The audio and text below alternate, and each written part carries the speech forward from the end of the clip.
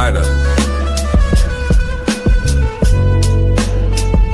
Street magic, chopped in silence. Cali Azul on the beat. Need y'all to take a ride with me. I'm just a kid from Fall River, what I know. Riding through my city that they're gentrifying, market rate housing while there's homeless dying. And I know that they're trying cause this program's out there, but I ain't reaching out there, they ain't reaching out there. Empty storefronts, internet to blame, gotta move different if nothing is the same. Entertainment venues, bringing nightlife, transparent police, body cams that's live, I mean live stream they whole shift. Personal info can censor it. Even though when involving police it becomes public info, but that's a different topic for a different tempo.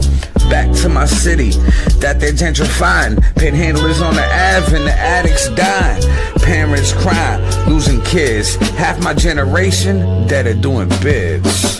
So how are we gonna get to the youth, teach them right and wrong when not to shoot? Started young in kindergarten, mental health class, your brain's a garden. Teach them all about their feelings till senior year. Let's start the healing. Since tech's here to stay, let's teach with VR. Let's build that way. But what do I know? What can I say? I'm just a kid from Fall River. It's just my observations. Chopped in silence. Cali Azul on the beat. It's all-nighter.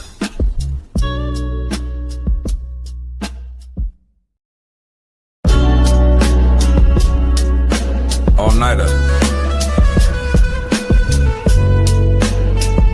Street magic, chopped in silence. Cali Azul on the beat. Need y'all to take a ride with me. I'm just a kid from Fall River, what I know. Riding through my city that they're gentrifying, market rate housing while there's homeless dying. And I know that they're trying cause this program's out there, but I ain't reaching out there, they ain't reaching out there. Empty storefronts, internet to blame, gotta move different if nothing is the same. Entertainment venues, bringing nightlife, transparent police, body cams that's live, I mean live stream they whole shift. Personal info can censor it. Even though when involving police it becomes public info, but that's a different topic for a different tempo. Back to my city that they're gentrifying, panhandlers on the Ave and the addicts dying, parents crying, losing kids, half my generation that are doing bids. So how are we gonna get to the youth, teach them right and wrong when not to shoot? Started young in kindergarten, mental health class, your brain's a garden. Teach them all about their feelings till senior year. Let's start the healing. Since tech's here to stay, let's teach with VR. Let's build that way. But what do I know? What can I say? I'm just a kid from Fall River. It's just my observations. Chopped in silence. Cali Azul on the beat. It's all-nighter.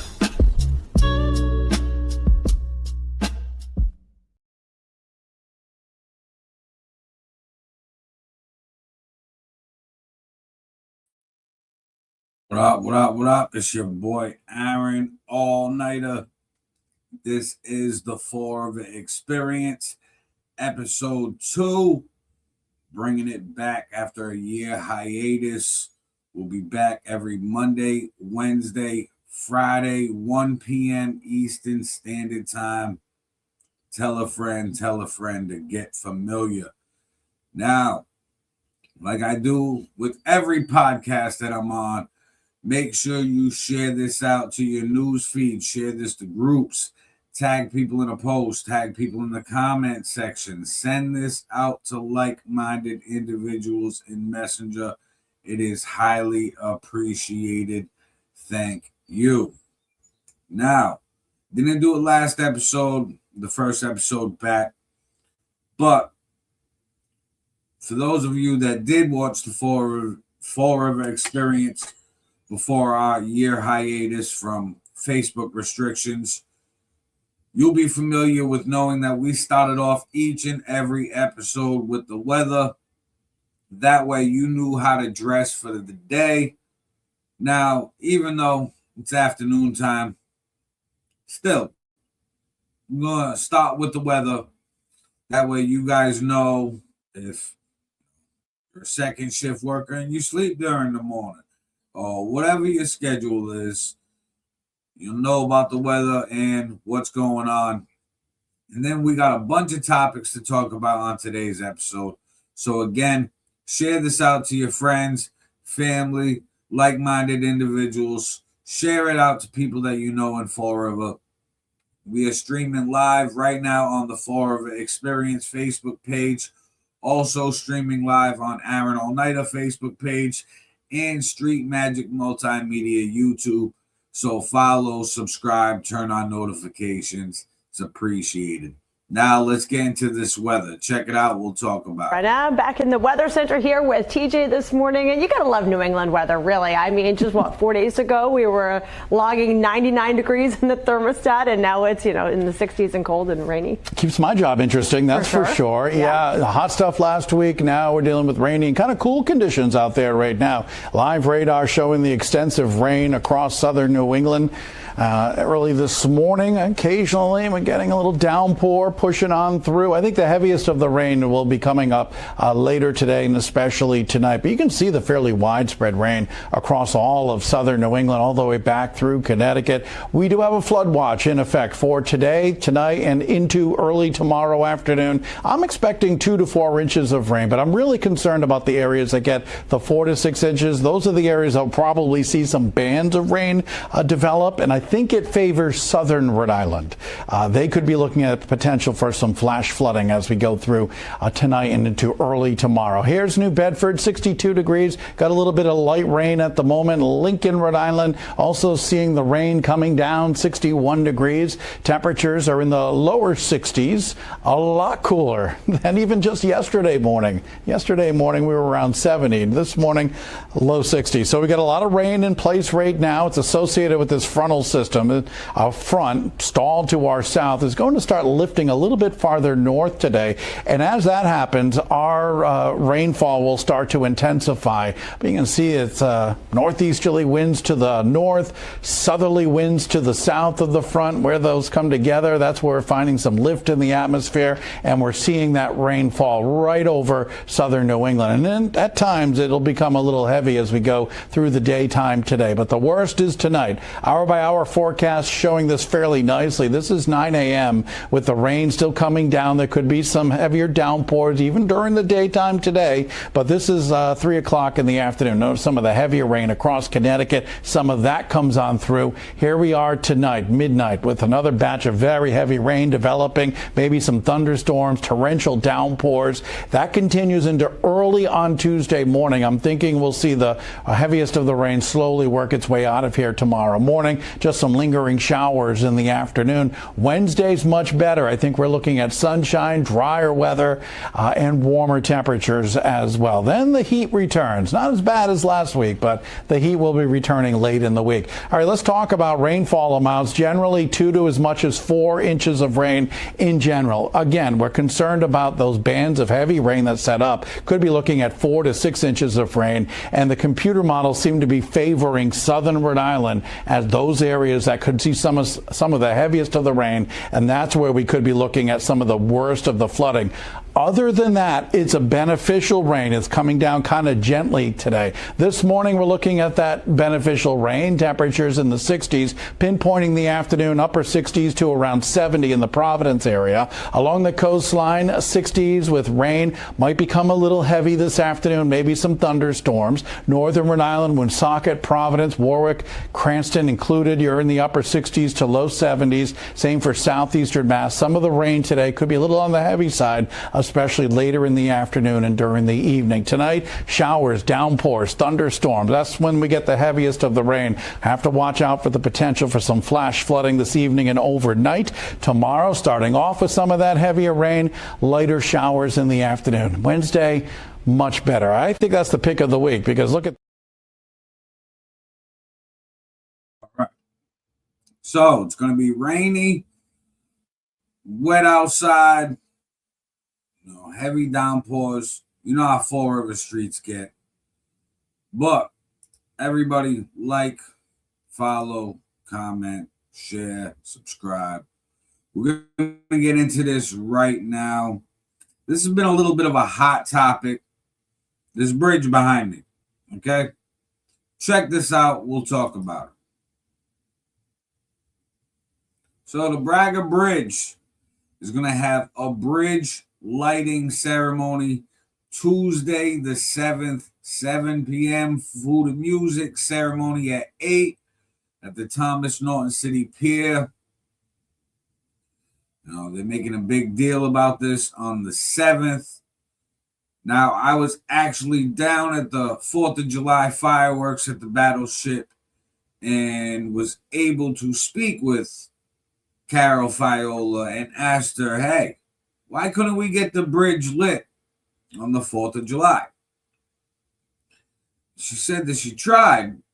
However, things up in Boston, they do things on their own time, and she would have preferred it being on the 4th of July because it would have just made everything that much better. It could have made the 4th of July event bigger, and it would have been better for everybody. So I believed it. It makes sense. It's something that's out of state representatives' hands. I mean, they go up to Boston. They try to lobby for our interests here in the community.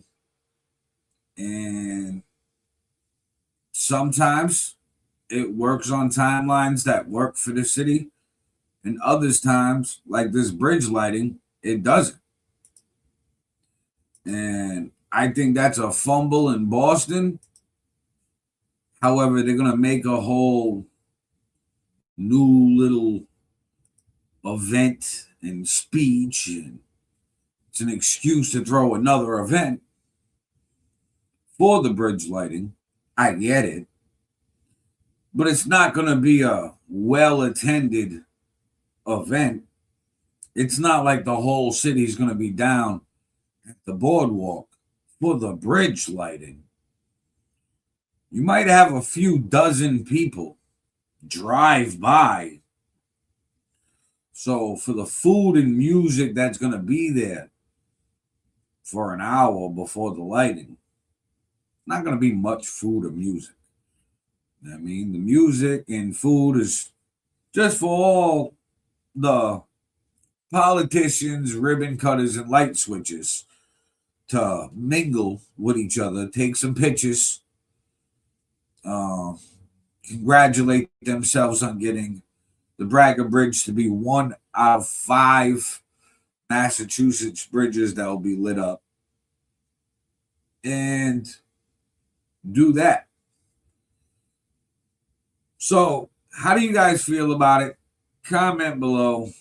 It's highly appreciated. Keeping this going. We got a lot to talk about. We're going to be all over the place. Check this out. We'll talk about it. Florida police. Fights up 61% in the city from May to June. Come for the food. Stay for the black eye. Police department reports fights in the city were up 61% in June compared to May, from 73 fights to 117, or roughly 4 fights per day. Total calls for service went from 3,876 to 4,189 in just 1 month, or about 140 per day or 6 per hour. All right. How do you feel about these stats? All right. Now, I got more stats somewhere else over here. Let me see where these other stats are. We're going to get to the assaults, because a lot of these stats, I feel people don't factor in the numbers. Now, according to the census, Fall River's got about 100,000 people. And that's just people who actually fill out the census. I know countless individuals who have never filled out a census in their life that live in the city. Born and raised. So, we have to factor those people in too. It's at least 15, 20,000 people in this city. Ballpark estimate that have never filled out a census. They're not on the census record. That's why funding always seems to be behind for the needs, because not everybody that needs reports themselves in the census. However, besides the point, say about 110,000 people in the city. 3,000 calls or 4,000 calls, even rounding it up, in a month is only 4% of the population that had a call. And that was a total call number to police. So we're talking assaults, mental health calls, emergency medical assistance, car accidents, all of those instances being roughly 4% of the population. And that number's really low. What are people making a big deal about? What are we so scared for? You don't think back in the day before surveillance cameras there was more crime? We just hear about it more now. That's all. We're going to get to some more stats. Check this out. We'll talk about it. For police sake, fights are up 61%. All right, so we're going to get a little bit more into this. 140 per day or 6 per hour, those calls. Now, let's see what it's got.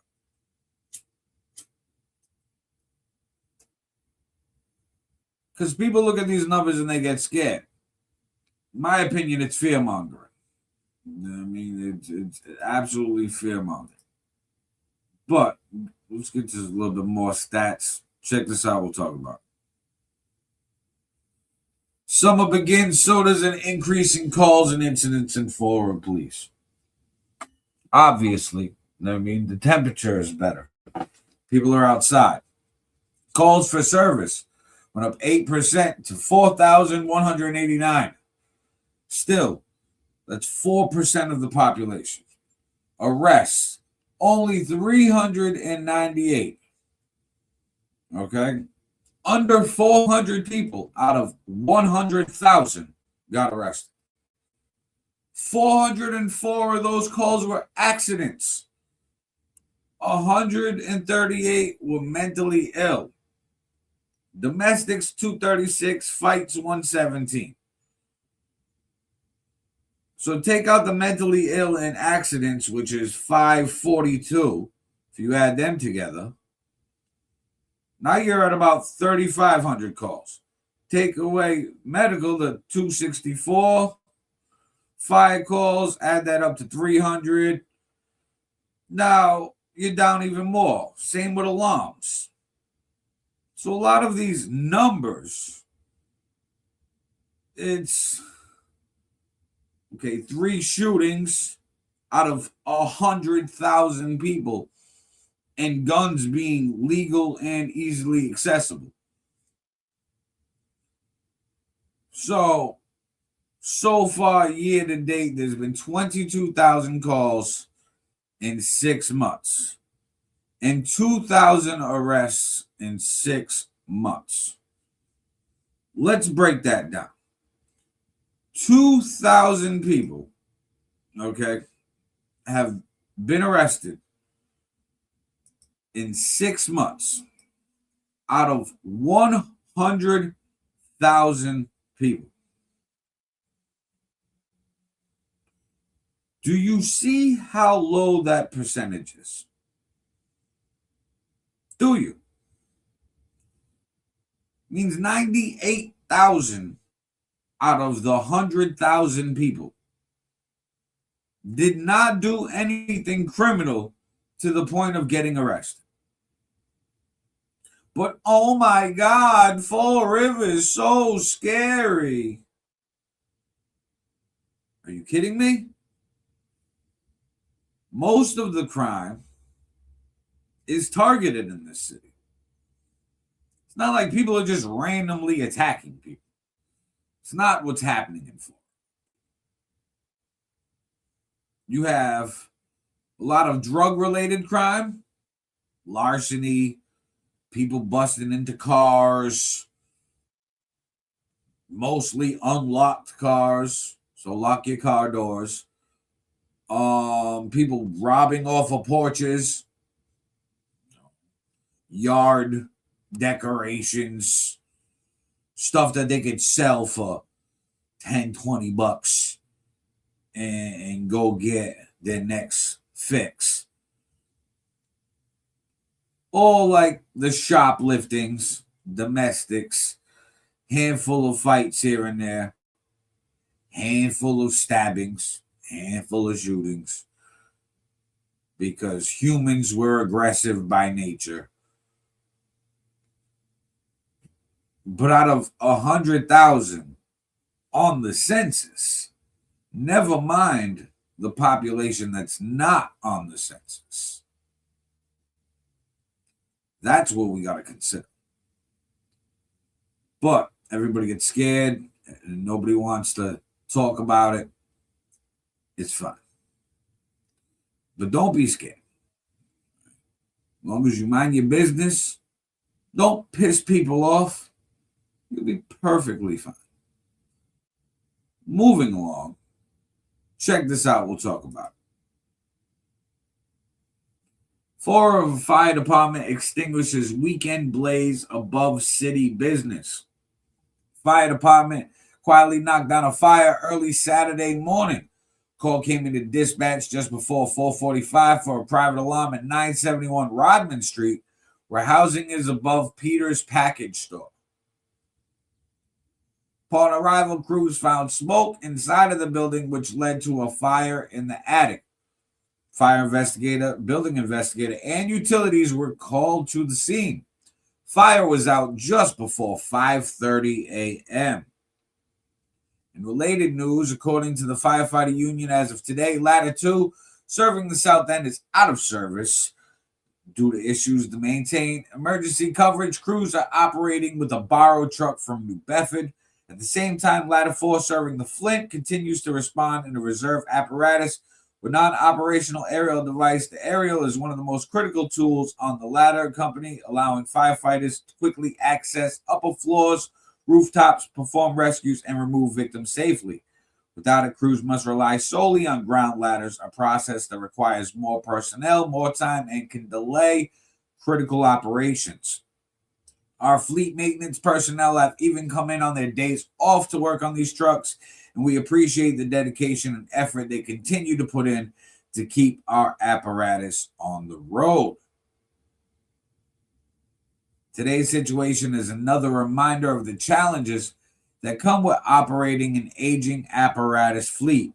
Fall River firefighters will continue answering every call for service, but reliable apparatus are essential to firefighter safety, effectiveness, and a new Ladder 4 has already been ordered, but it is still several months away. So, as you know, we just operating with old equipment, not really giving our firefighters what they need here in Fall River. Is it the leadership? Is it the lack of things generating revenue in Fall River?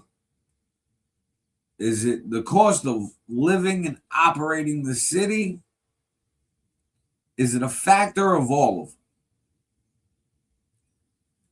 Do we need better leadership? What do you think?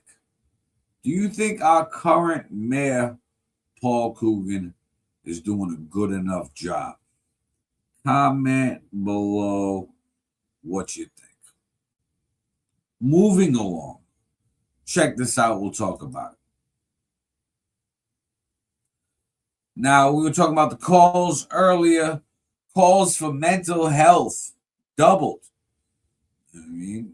And police responded to approximately 120 plus calls for individuals for conditions related to mental health concerns, along with evaluations. Month in June, the number has increased to 140 calls, breaking down statistically that's around 4 mental health calls a day. How do you guys feel about rising mental health concerns in the city? And how can we make improvements as a community so more people feel safe and valued in the city? Let us know your thoughts in the comments. Now, I feel like mental health is finally starting to get paid attention to the last decade or so. And it's because we all got a brain, and we've all realized that, hey, things aren't always perfect. There's emotions that we deal with daily as humans. And sometimes those emotions can be difficult to regulate, especially with an overload of things in society that weren't as prevalent back in the past. Now you got social media, the internet, you got everything on video. You didn't have that. So more mental health awareness is great. It's getting there. What needs to happen is more mental health treatment centers. However, that's always a horse and cart situation. There won't be more mental health facilities in our community until something really warrants it, to the point where the city and politicians and leadership that have to fund this or find the funding through our taxes feel like they have to do something. Look at the Gabriel House fire, for example. That gave us our money that was earmarked for the fire department early. Instead of giving it to us in January, the state made a big deal. Hey, we're giving extra money for whoever needs it for the fire department. Here you go. All they did was move up the timeline of money that we were already earmarked to receive this coming January. So we received it early. However, we're not going to receive it in January now. It's not like we get a double. So it's all a pony show. It's got to be a major issue where a lot of people make us think about it. Other than that, I think it's still going to be an uphill battle. I think right now the reason why numbers are climbing for mental health calls, seasonal shifts. There's always a rise in mental health call, switch of a season. A lot of people get seasonal depression. Some get it in the winter, spring, fall, summer, whatever the season is. There's always a switch, like an adjustment period for the season switching for some people with mental health issues.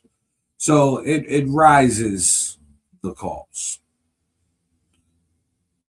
Carrying on and keeping this going, we're going to play another clip. But before we do, if you haven't already, even if you have, share this out to your newsfeed, share this to groups.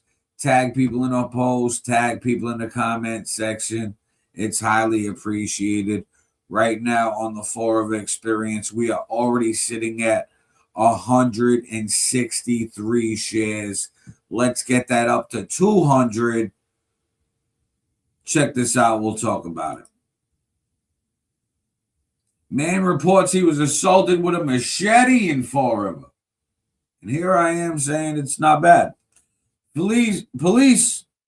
So they're reporting a machete incident at just before 10 a.m. on Sunday. A man walked into the police station and reported that he was assaulted with a machete at Bicentennial Park in Fall River. According to Fall River Police Department, a reported assault is still under investigation. Let's break this down. Okay.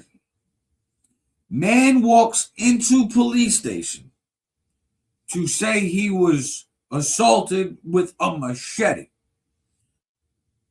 I don't know about you.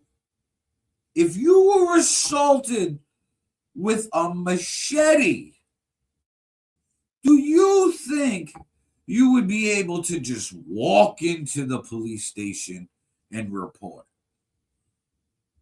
Somebody comes at you swinging a machete. Would you do some Jet Li, Chuck Norris type fight? Disarm the guy, take off to the police station and be like, hey, I was just assaulted with a machete. That's not how things go. To me, it sounds made up. It sounds really unrealistic. Sounds like somebody's just trying to use the police to put somebody in jail for something that, most likely didn't happen. Because let's use our brains here. Like I said, somebody goes to assault you with a machete. You're just able to walk around freely. And there was no reported injuries. The man just walked into the police station and said, hey, I was just assaulted with a machete. No injuries on his body. I find that hard to believe. Sounds like a made-up, make-believe story to me. Very Walt Disney. Very. Sorry, don't believe it. How do you guys feel? Comment below. Maybe something's not connecting in my brain. I don't know. Comment below. We're going to keep this moving. Check it out. We'll talk about it. All right, we just talked about that one. We're not going to talk about the machete again. We're going to keep it going. Let's go to the next clip. Check this out. We'll talk about it. $50K for Fall River's Veterans Kitchen denied. Democrat leadership reduced Fall River State Rep Alan Silvia's $50K earmark request for the Veterans Kitchen, who provides hot meals for veterans, to $10,000 while funding $25,000 for Boston's Forgotten Felines. They also reduced Silvia's $100K earmark request for Mays Playground, a sensor-friendly playground in Fall River developed primarily for kids with autism, to $10,000. The move is likely in retaliation against Silvia for teaming up with State Auditor Diana DiZoglio in her fight for the 72% voter-approved audit. Silvia filed an amicus brief with the Mass Supreme Judicial Court supporting Auditor DiZoglio's attempt to audit the state legislature, and he voted against a Democrat transparency bill that would have killed any chance of a full legislative audit. Legislators who supported killing the audit, like Fall River's Carol Fiola, received full funding for many of her earmarks. This is not the first time Democrat Speaker of the House of Representatives Ronald Mariano has retaliated against Silvia. Years ago, Silvia detailed how he voted against a bill Mariano wanted, and the Speaker removed Silvia from the committee chairman role, costing Silvia $20,000 a year. It's a lot of money a year. He just took away from him. Silvia hasn't been given a chairman or vice chairman role in 40 years, Well, 4 years, costing $80,000. Chairman and vice chairman roles in the $20,000 that goes with it have been used as compliance pay to ensure Democrats vote along party lines. Since there isn't any way to punish Silvia, Mariano has moved on to punishing 4 of his kids with autism. Horrible. Absolutely terrible. Democrat leadership fully funded $25,000 for Boston's forgotten felines, prioritizing cats over Fall River's autistic youth community. Disgraceful. Now, do you believe that Alan Silvia is being targeted? I think, just like in life, you have to do the dance with a lot of things. Seems like Carol Fiola did the dance. I'm sure, and I can't speak for this woman, but I'm sure she would love to see the audit. 72% of voters in Massachusetts voted for a full audit. However, as everything in life, it's a pay-to-play system, pretty much. You gotta do the dance. So since she voted to kill the audit and basically save the ass of the politicians above her,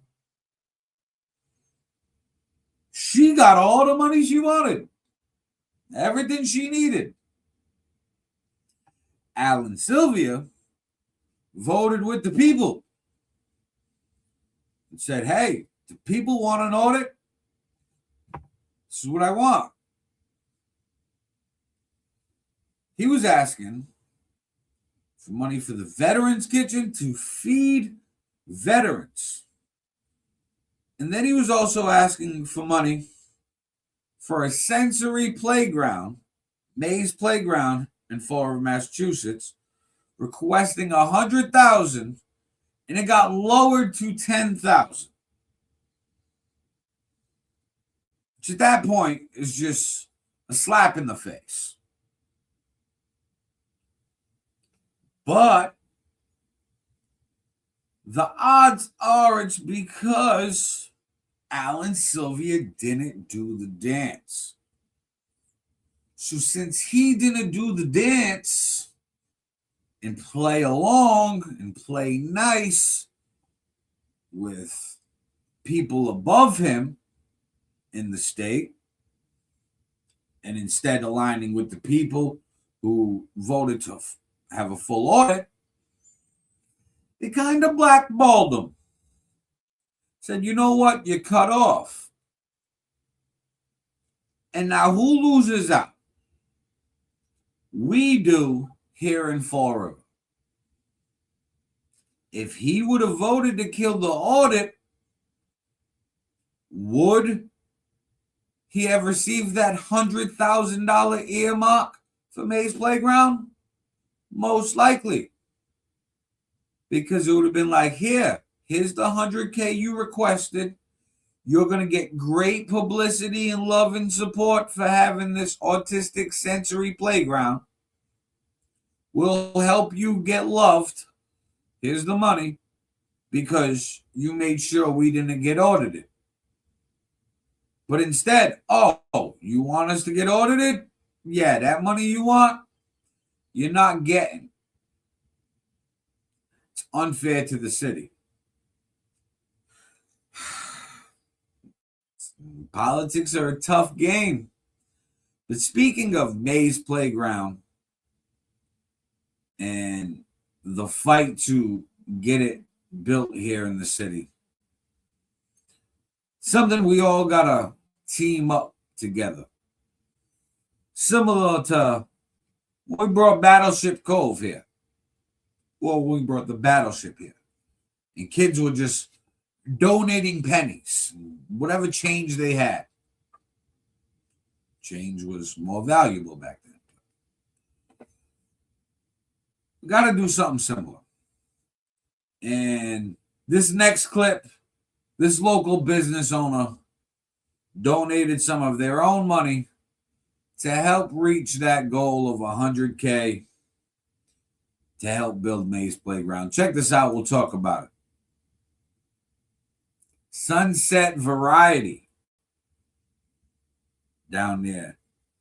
Sunset Village. Sunset Variety owners Pranav Patel and Kanjal Patel stepped up and donated $2,000 to Maze Playground, sensory-friendly park being developed in Fall River. They are located at 508 Bowen Street. Stop by and thank them for their support. Make sure, if you're in the area, go support them. Now, Pranav has owned Sunset Variety since December 2018. Him and his wife love the South End and wanted to be part of Maze Playground from day one. It's been incredible to have the support of small businesses that truly care about their neighborhood and the families who live here, say Marcel Riley, who is the father that is petitioning and fighting hard for this playground. And he's fighting because he has a daughter on the spectrum who is nonverbal, and he's trying to find a safe spot for her to go play where everything's inclusive and good for children with sensory issues and concerns. Now, we're going to get to another video clip. Check this out. We'll talk about it. Fire department extinguished fire at multifamily home. Responders remove multiple occupants. That's 464 Division Street. Fire department extinguished the second major fire in as many days. According to the firefighter union, at just before 5:15 a.m., 4 firefighters responded to a reported structure fire at 464 Division Street with reports of occupants trapped. Upon arrival, crews found fire on the exterior of the building involving electrical wiring extending from the ground to the roof eaves. A 1¾ inch hand line was quickly deployed, and the fire was brought under control in approximately 5 minutes. Firefighters working alongside the Fall River Police Department safely removed multiple occupants from the building and completed primary searches of all 6 apartments, confirming everybody was out safely. The union noted that the addition of a 4th firefighter on both Ladder 2 and Ladder 4 helped crews complete those primary searches even more quickly. Crews then checked for any hidden fire, completed overhaul, and secured the gas and utilities. 6 residents were displaced as a result of the fire. Responding apparatus included Engine 2, 4, 5, 9, Ladder 2, 4, Heavy Rescue 1, Car 2, and 3. Thankfully, no civilian or firefighter injuries were reported. It's crazy. These fires, I don't know. It's wild. That's actually my old apartment. Crazy to see it up in flames. Thankfully, I ain't there no more. Anyways, we gonna keep this moving with, in my opinion, the top story for today. And this is a man who became infamous in Florida. And reports are he's been home for a while. However, July 11th, he's going to be home and free. It's a big difference than just being home. Check it out. We'll talk about it. Former Mayor Jasiel Correia to be released from federal prison system on July 11th. Former Mayor Jasiel Correia will be released from custody of the Bureau of Prisons on Saturday, July 11th, according to the agency's inmate database. Correia, now 34, was the youngest serving mayor in the city's history after being elected in 2015 at the age of 23 after serving on one term on the city council. He served as mayor from 2016 to 2020, till federal prosecutors successfully indicted him twice, although he managed to avert a recall election amid his mounting legal and political battles. He served his man from 2016 to 2020, like I said, and he was indicted first in October 2018 for defrauding 7 investors in his startup company Snow Owl for $360,000, where he spent the investment dollars to pursue a lavish lifestyle that included a Mercedes, expensive trips, and jewelry, according to the FBI and federal prosecutors. He just wanted to live it up a little bit. And the second time for orchestrating a pay-to-play scheme with 4 accomplices to extort prospective cannabis vendors looking to do business in the city in the then newly legalized marijuana industry nearly a year later in September 2019. It was while Correia was aware he continued to be the target of FBI investigation. Prosecutors claimed that in return for the required approval letter from Correia, he shook men down for hundreds of thousands of dollars, ranging from $75,000 to $250,000. He received the money through his accomplices in cash, and in one instance, a $100,000 check. Federal prosecutors say Correia extorted about $600,000 in the marijuana scheme. In May 2021, a Boston federal jury convicted Correia of wire fraud, extortion, conspiracy, and filing false tax returns. Later, Judge Douglas Woodlock acquitted the disgraced former mayor of 6 of the counts of wire fraud.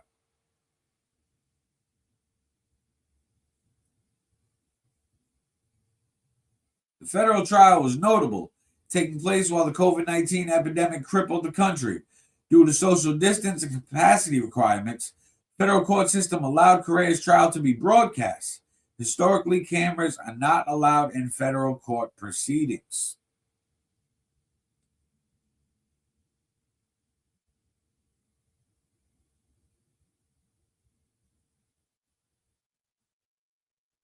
September 2021, Woodlock sentenced Correia to 6 years in prison and 3 years of supervised probation. Prosecutors had requested he serve 11 years. So he got just under half. Correia was also ordered to pay $310,240 in restitution to Snow Owl investors, $566,740 in a forfeiture judgment, and restitution to the IRS for $20,000. It's unlikely that Correia has had the ability to pay the court-ordered terms of his conviction. After several delays, some due to COVID and others, such as Correia, unsuccessfully appealed his conviction, he voluntarily entered a federal prison in Berlin, New Hampshire in April 2022. He also fought for early release from prison, but that was also denied. The bot would transfer Correia to 5 other federal prisons, including a brief stay in the notorious federal prison in Brooklyn, New York, until he landed at FCI Ashland in Kentucky in early 2024. There he remained until August 2025, where he transitioned to community confinement, overseen by the Federal Bureau of Prisons Residential Reentry Management Program in New York. At the time, the BOP would not identify where Correia was spending his community confinement, but over the last 11 months, multiple sources say he is living in Fall River. The 3 of the co-conspirators, Tony Costa, David Heber, and Hildegard Camaro, would testify for the prosecution against Correia and pled guilty to lesser charges, including lying to investigators. None served prison time, but given a combination of home confinement, supervised probation, and fines. So they all testified against him to get a plea deal. His former chief of staff, Jen Andrade, who did not testify, made a plea deal with the federal government and received time served, home confinement, and fine. Now, she didn't make a deal to testify, but still skated. I mean, so, hey, she made out the best. But how do you feel about Jasiel Correia being in Fall River again? Do you see him trying to be a public figure again somehow, some way? Maybe a content creator, an influencer. Do you think he's going to be out and about? He's still young. What do you feel like is the future for Jasiel Correia here in Fall River, Massachusetts? Comment below. Now, with all that being said, again, I want you guys to share this out of your news feed, share this to groups, tag people in the post, tag people in the comments section, send this out to like-minded individuals in Messenger. We are streaming this live on the Fall River Experience Facebook page, also streaming this live on Facebook on the Aaron Oneida page, and live on YouTube right now on the Street Magic Multimedia YouTube channel. Follow, subscribe, turn on notifications. It's highly appreciated. And if you like what you see and you want to support the page and keep this going, the Cash App is on the screen. Tips are highly appreciated. Guys, be good, be safe, do the right thing, stay out of trouble, treat each other with love, dignity, respect, and all that. You already know what it is. It's your boy Aaron Oneida, Fall River. You know I'm off this. Peace. Oneida. Street magic, chopped in silence. Kelly Azul on the beat. Need y'all to take a ride with me. I'm just a kid from Fall River, what I know. Riding through my city that they're gentrifying, market rate housing while there's homeless dying. And I know that they're trying cause this program's out there, but I ain't reaching out there. They ain't reaching out there. Empty storefronts, internet to blame. Gotta move different if nothing is the same. Entertainment venues, bringing nightlife. Transparent police, body cams that's live. I mean live stream they whole shift. Personal info can censor it. Even though when involving police it becomes public info. But that's a different topic for a different tempo. Back to my city that they're gentrifying. Panhandlers on the Ave and the addicts dying. Parents crying, losing kids. Half my generation that are doing bids. So how are we gonna get to the youth? Teach them right and wrong when not to shoot. Started young in kindergarten. Mental health class, your brain's a garden. Teach them all about their feelings. Till senior year, let's start the healing. Since tech's here to stay, let's teach with VR. Less bills that way. But what do I know? What can I say? I'm just a kid from Fall River. It's just my observations. Chopped in silence. Kelly Azul on the beat. So Oneida.